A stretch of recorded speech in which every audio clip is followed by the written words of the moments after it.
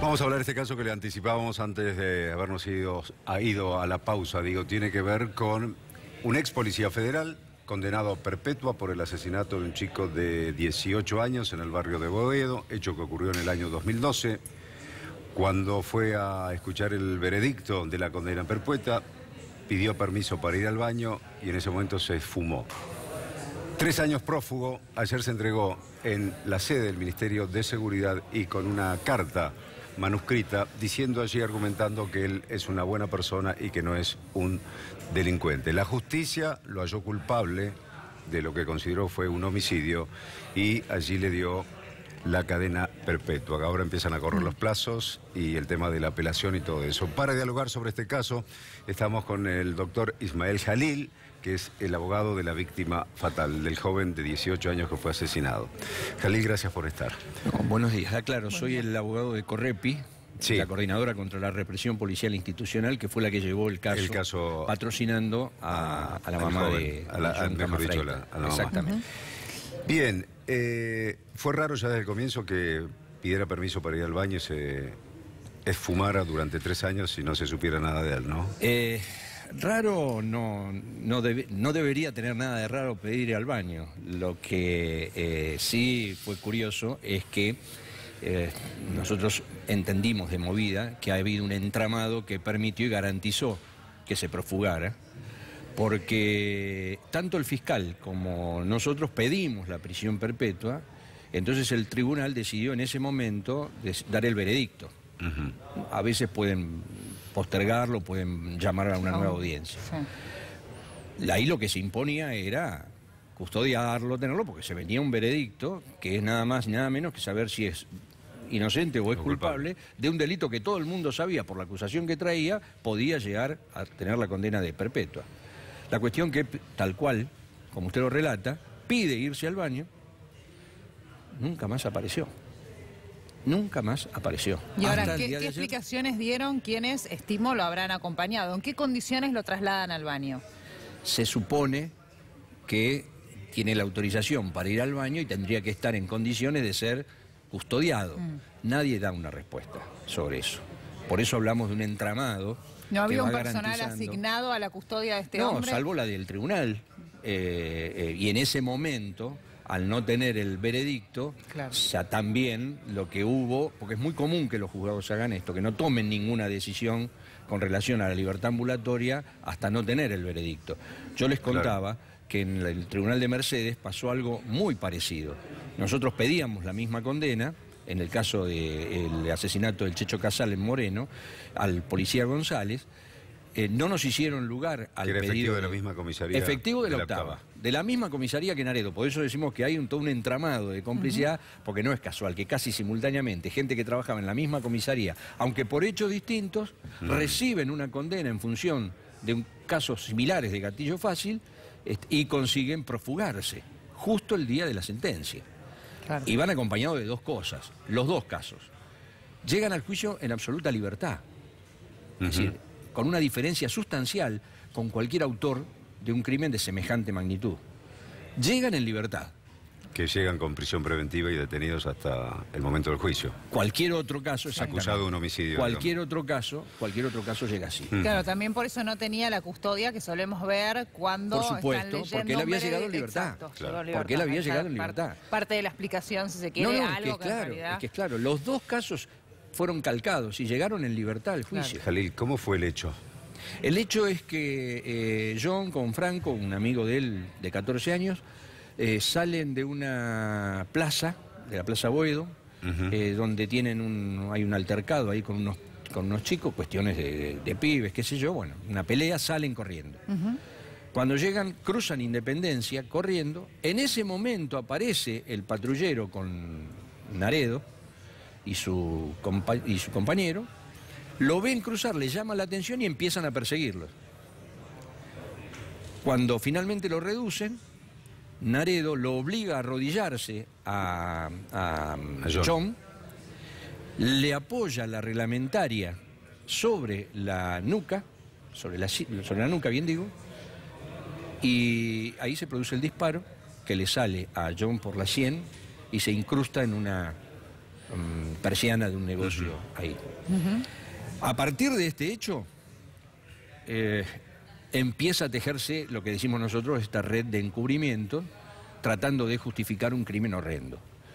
¿Qué es lo que hacen? Sobre todo con un comisario, Brónico, que era el responsable de la seccional octava. Hacen dos cosas.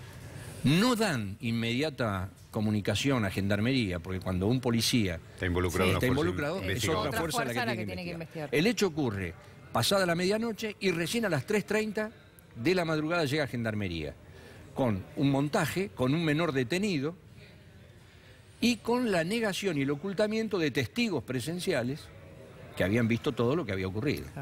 Es decir, que esto cierra perfectamente con lo que nosotros sostenemos históricamente, de que esto no se trata ni siquiera de un policía aislado, de una manzana podrida, de un loco suelto, sino que hay un entramado que complica siempre, en estos casos, a toda la institución. Claro. ¿Y cuál fue la versión que dio la policía?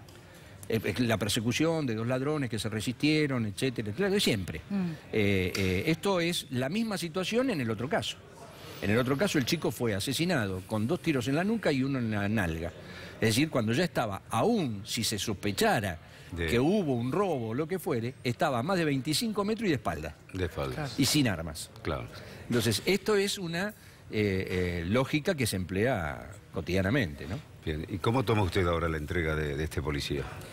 Bueno, creemos nosotros que lo que estamos asistiendo con esta espectáculo de la carta manuscrita y diciendo que él es una buena persona, que no es un policía de gatillo fácil, etcétera, pero a su vez elogiando al gobierno y elogiando al presidente de la Nación y elogiando a la ministra de Seguridad, queremos saber qué es lo que pasó.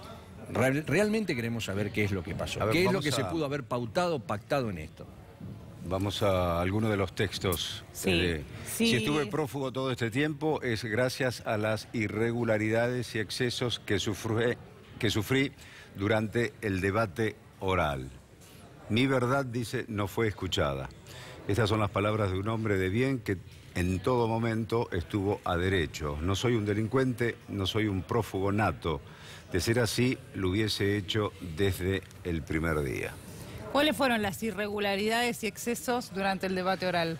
Nosotros decimos que ninguna, corre por cuenta de él. Este es un recurso. ¿Lo explica en la carta? Esto es un recurso. No, hay algunas imputaciones que hace con relación a temas muy genéricos, pero en realidad es algo que nosotros no estamos dispuestos a escuchar la palabra de un prófugo que ya fue juzgado, que ya fue condenado y que además ya mostró cuál es su verdadera intencionalidad al escaparse del modo que lo hizo, al estar prófugo 3 años y ahora misteriosamente aparecer con esa carta en donde, insisto, el elogio a la ministra de Seguridad y el elogio al presidente de la Nación son sugestivos.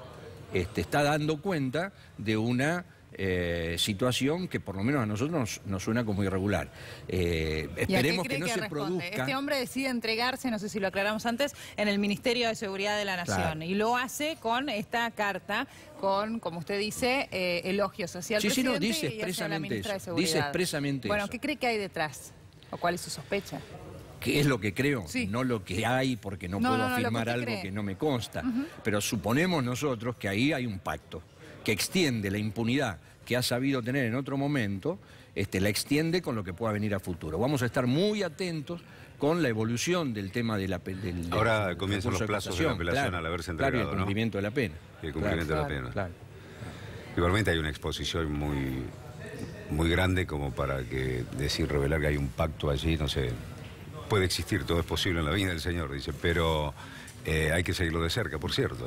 Durante 3 años se hicieron ingentes esfuerzos por parte nuestra, no así desde todo el esquema de la justicia, para hallar a una persona de estas características, que yo recuerdo esto.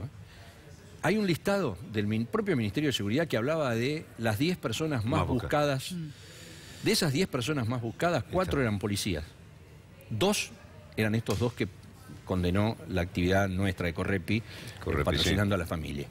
Era Naredo y González, ¿no? Después estaba Amarilla también. Dentro de ese González estaba prófugo, pero no se entregó. González estaba prófugo desde el día de la lectura de la sentencia que lo condenó a 15 años en Mercedes. Nunca más apareció. ¿Qué fecha fue eso? Eso fue en el año 2014 también. Bien. Así que ya también tiene 3 años, trabajaba en la... Ustedes, fíjense las similitudes, ¿no? En la comisaría octava también. En la comisaría octava también. Pero en el caso González lo detiene la gendarmería. Sí, pero González lo detienen a 20 minutos de su casa donde vivió siempre, trabajando en San Fernando, en un taller de carpintería como, adivinen, ¿cómo? Seguridad privada. Como seguridad privada, un condenado a 15 años de prisión que mató con la reglamentaria que le provee el Estado. Prófugo y seguía haciendo su vida en el mismo ámbito, en la misma zona, en el mismo barrio y además absolutamente, con otro detalle. A nosotros nos notifican de su fuga recién un mes después y por una cuestión absolutamente aleatoria. Sí. Porque yo llego al juzgado a preguntar qué es lo que está pasando con González, me dicen que miran en la computadora y se está decidido su alojamiento en la unidad, entonces nos vamos pensando que ya está. Hasta que nos llega una cédula 30 días después donde dicen que habiendo estado prófugo declaran su rebeldía. No entendíamos nada. Claro. Cuando vamos al tribunal, efectivamente, lo que habían leído y lo que nos habían informado era lo que decía el cuerpo de la sentencia, pero no lo que estaba pasando. No la realidad de ese momento. Y ahí pasaron esos 3 años donde el esfuerzo fue muy grande hasta poder dar, porque nadie lo iba a buscar, en realidad no hay constancia que lo hayan ido a buscar. ¿Y siguió viendo el mismo domicilio? Cuando a él lo detienen y dice dónde vive, da el mismo domicilio.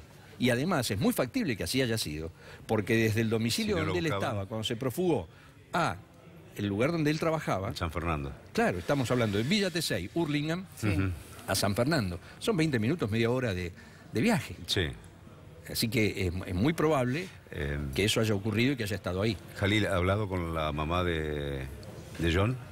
La es un golpe muy grande, porque lo que hay que ponerse es en la piel muchas veces de la familia, porque cuando ocurre un hecho de estas características, uno se va poniendo como objetivos para poder ir remando y resolviendo de algún modo esto. Y bueno, en ese objetivo que se pone en la familia, la detención no resuelve, pero por lo menos morigera un poco la situación de dolor. Imagínense ustedes si después de la condena encima hay una profugación y después de esa fuga hay una sensación de impunidad absolutamente instalada. Durante este tiempo que estuvo prófugo no se comunicó con la familia no recibió amenazas, no recibió o no fueron víctimas de ningún tipo de situación un tanto Es muy común extraña. Y hoy con el tema de las redes es muy común que esas cosas aparezcan, en general antes del juicio. Cuando el juicio termina con una condena, eso se corta en forma inmediata, porque esa forma de estar prófugo también es... Como tienen sí o sí el aval de algún sistema oficial que los contiene y que les permite. Estar prófugo no es fácil, ¿eh? Para nada. Estar prófugo no es sencillo. No te escondes en cualquier lugar, por decirlo. Bueno, pero además de necesitar una infraestructura muy grande para poder sostenerte, necesitas también un aparato, entre comillas, de seguridad que te garantice que no te vengan a buscar. Entonces, esa complejidad solamente se le da al que es muy poderoso o al que sirve al poderoso. En este caso, los policías tienen esa función y cuando les pasa esto, ocurren estas complicidades que les garantizan estar como estuvieron. Espíritu de cuerpo, para lo clandestino. Espíritu de cuerpo y yo diría algo más también, el premio por una función que es disciplinar socialmente y encontrar en nuestros pibes, en chicos jóvenes, al potencial enemigo que se les para de mano a un sistema que cada vez está expulsando más pibes a esa realidad, ¿no? Gracias, doctor Jalil. Gracias a ustedes. Por favor, hasta cualquier momento. Hacemos pausa, ya volvemos con más información.